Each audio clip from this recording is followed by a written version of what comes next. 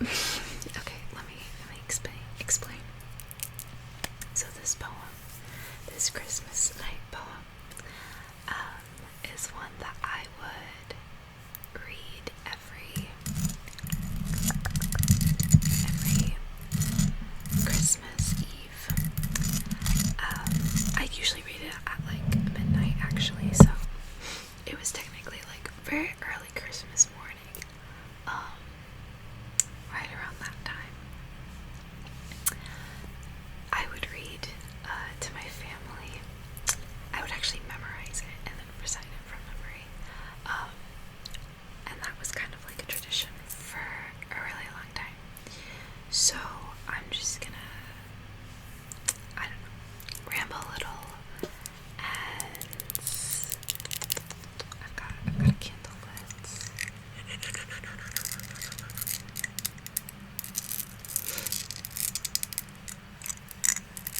It's a very pretty pattern that I have. I've had this candle for a really long time, and this is like me finally lighting it.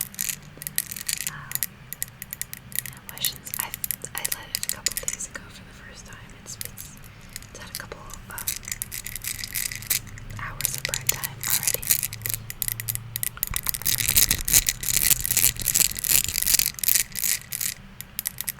But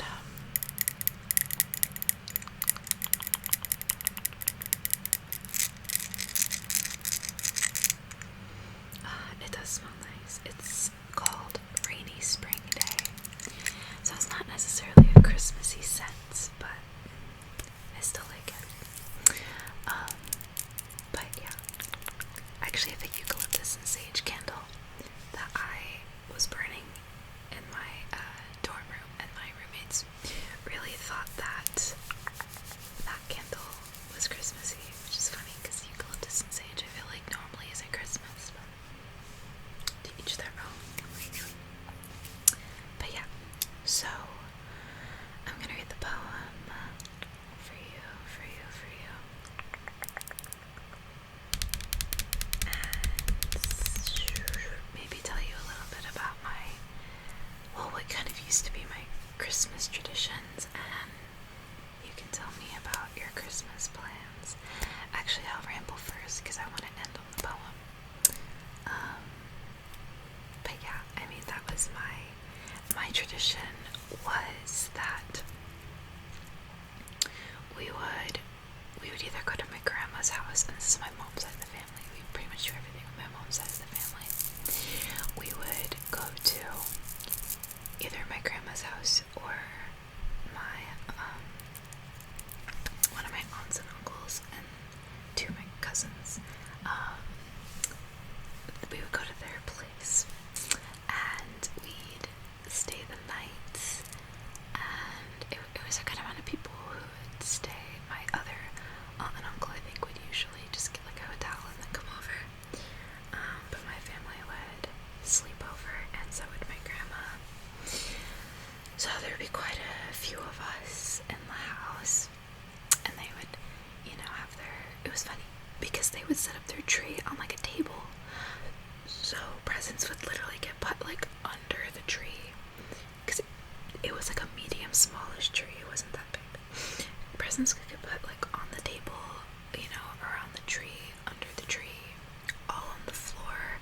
There used to be so many presents, I swear it took up like a chunk of the room, because it was me and both my brothers and both my cousins, and me and my one cousin, me and her, because we were the two girls, we would always get like the most presents, so we were a big part of that pile. But then obviously I had three uncles there and two aunts, and then my mom and dad, and my grandma, and used to be my grandpa as well. So we used to have a lot of people. It was like a townhouse that my aunt and uncle lived in too, so it wasn't like the biggest. My grandma had a lot more space in her house. It was just her and my grandpa. But she had like 4 bedrooms. That could 4 bedrooms is a lot, and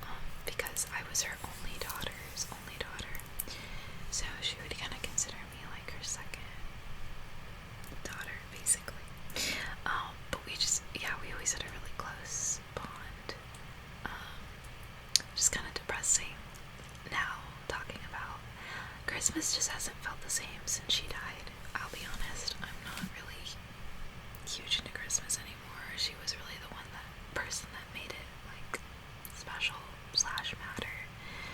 And there's a lot of like holidays and stuff like that just doesn't hit the same even more anymore.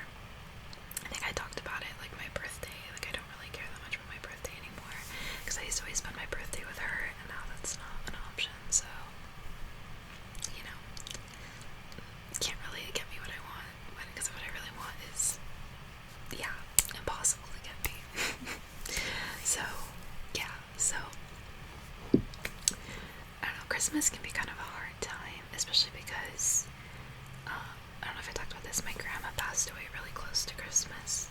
She passed away in January 8th, actually. But she got sick like the week before Christmas when we were supposed to come up and visit her.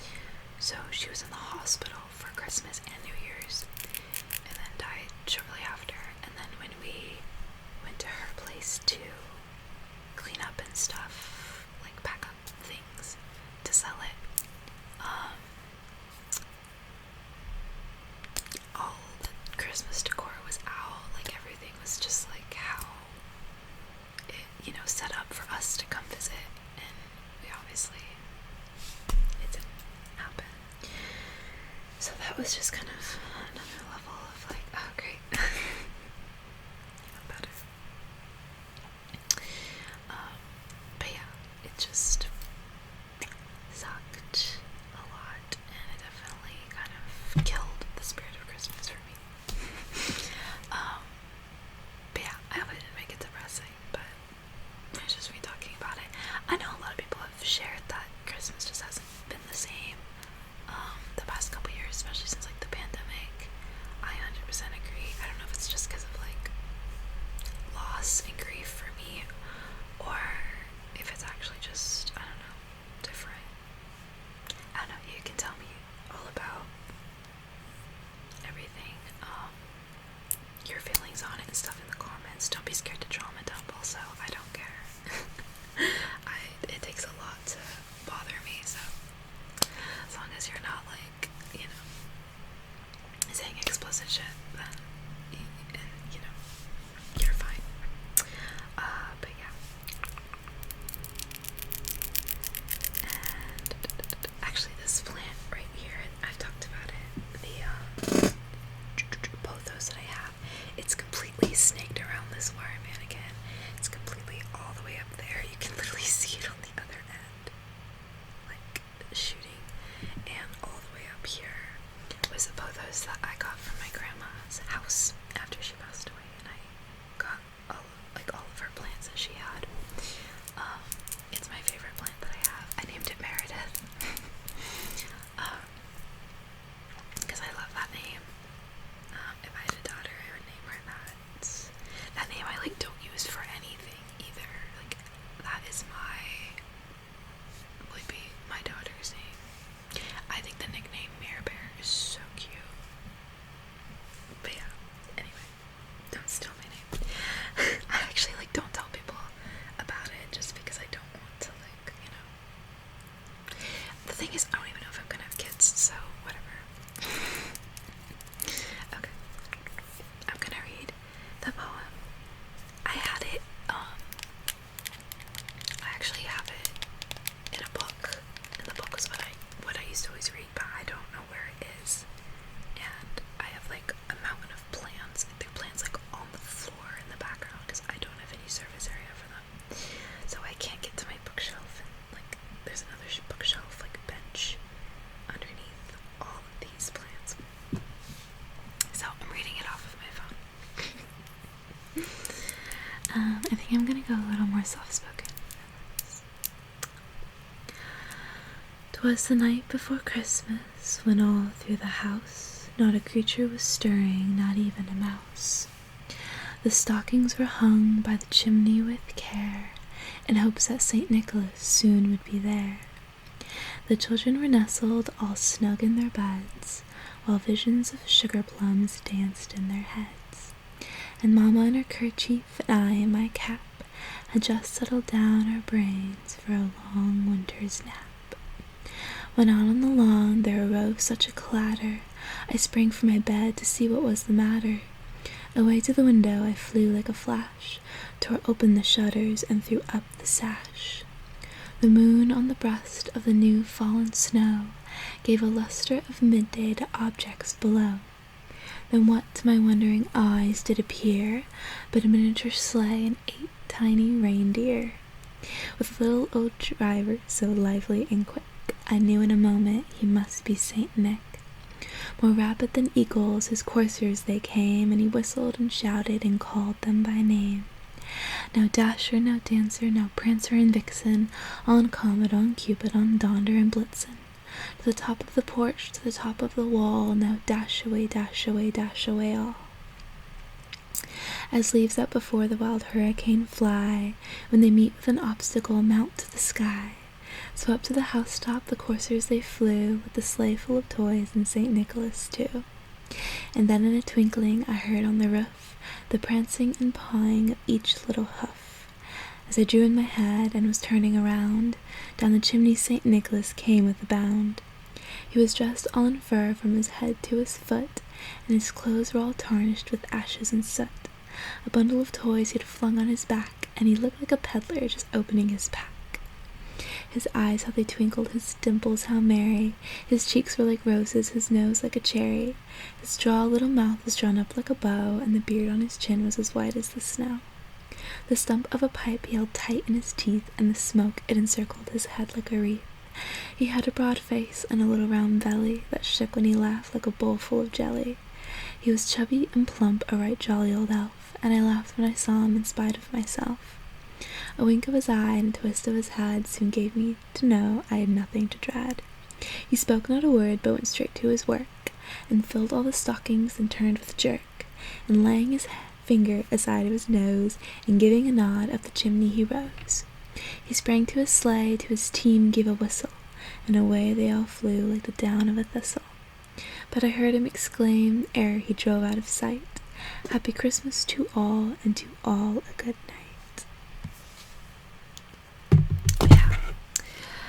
I've been that poem, bitch. Sorry. Because, yeah, I totally forgot I would read that every single year. My whole family would gather in the living room and sit down, and I would just recite that poem. Too bad I didn't have it memorized for this video, but, you know, I didn't study beforehand. It used to take me like a couple days to kind of memorize it. I remember I would just, read the first page and then just kind of like, without looking at it, recite it, and then I'd, do the second page and then recite the first and second page, and then I would just slowly make my way through the whole book until I could recite the whole thing.